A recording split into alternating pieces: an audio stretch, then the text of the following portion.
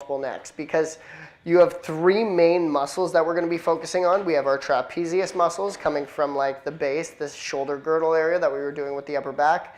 That's inserting up here. We have our scalene muscles and our sternocleidomastoids all coming up the backside. And they come up on an angle, and so we have lots of different striations of the way those fibers are going. So when I'm doing it, and I have a spine right here in the middle, so I have something kind of blocking me from working all my angles completely like flush. But I can do everything, and then her head is going to be right here as well. So you have to be pivoting a lot of your body while we're doing this to get as much of those angles as possible. So when I'm working a neck, it's not a large area though. We're going to be focusing, we have origin and insertion on the chair and on the ground.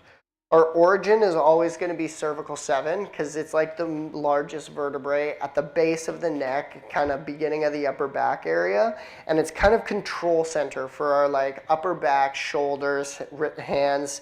When people start to get like that tingling and numbing sensation in their hands, unless they've had damage to a specific area, I generally will say it's around C7. That's kind of affecting that. So C7, T1, T2, and C6 is going to generally be the origin. If they have that dowager's hump, you have to kind of touch on all those surrounding vertebrae like the T1, T2, and C6 because it's going to be affected from all that tissue buildup around C7. So that's going to be my origin. Then I want to come up to the insertion point. The insertion point is if we just feel like the ledge, the base of our skull, and we come directly into the middle, and you kind of relax it a little bit, so head backwards. You feel that soft tissue there, right in the middle. That's going to be where your atlas and axis are, and that's C1. That's at the brainstem insertion, cervical 1.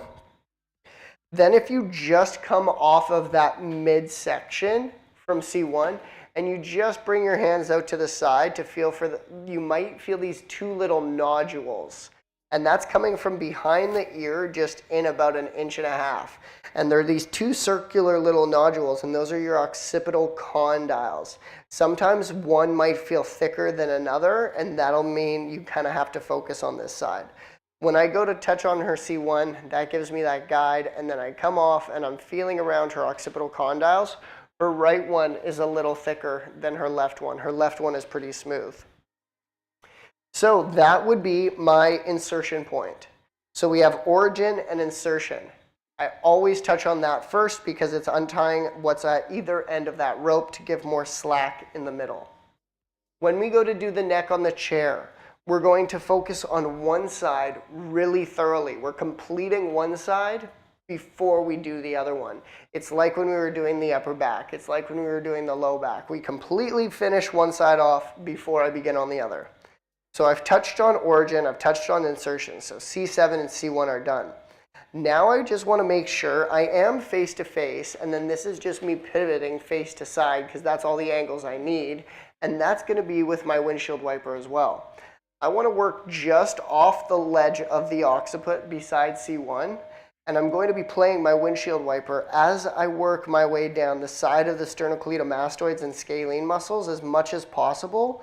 And I'm trying to pull off the side of the spinous process, so the vertebrae itself. I'm not bouncing over it because that would feel kind of irritating and very inconsistent. That I want to be trying to grind off the side of the spinous process when I work from C1 all the way down to C7, T1 area. And then I'm going to work my way back up. And so I just focused on the left side. And when I'm standing on this left side of her as well, and I'm focusing on the side that I'm working on, I want more flexion in my elbow. Because if I have too much extension, my forearm's going to be like resting on top of the spine. So you have more flexion on the side that you are working on that is closest to you. After I pulled everything away, you're going to flip yourself around, and I'm going to pull everything back into that left side. So I'm using my right elbow still. So now I'm going to go face to feet and face to side.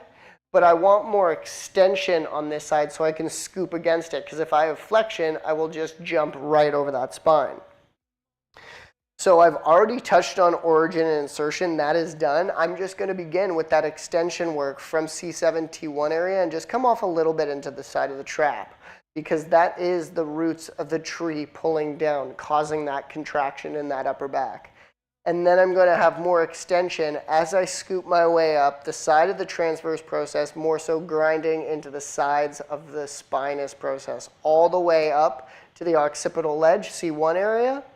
And then I can